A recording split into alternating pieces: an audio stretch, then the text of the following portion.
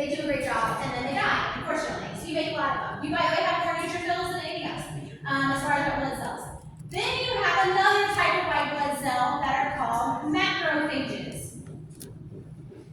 Macrophages are basically large, macro, they're phage, they're large eating white blood cells, and they hang out in certain organs like your lungs, your liver.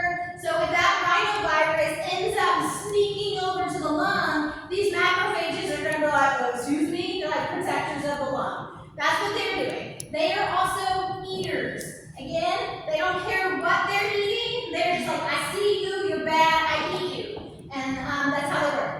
Then you end up having, sorry, talk real fast. Then you have another type. There's, by the way, tons of types. I'm not going to go over these three because they're on your chart. So there's also dendritic cells. Dendritic cells do something that's kind of cool that this certain type of T cell does as well. What they do is they don't eat. They're not eaters, but when they kill, wait till I'm done writing about it. So when they kill, they not only kill, but they parade it. Have you ever seen like old like medieval things or like fantasy films, like when they kill the king, they like chop off his head and put it on a stake and parade it around?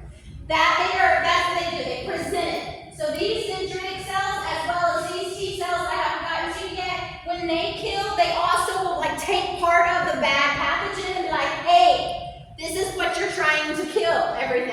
Like, again, we're at war all the time. Did you have your hand up, really? Okay, I thought you did a minute ago. You're good, Darshana. Go. Oh, we're good.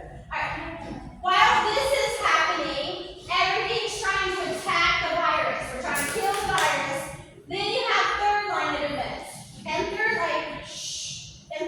watches all the information. Our third line of defense has two different cells involved. One thing that it has is that it has B cells. B cells are made in the bone marrow, and they stay in the bone marrow until we are ready for them to do their job.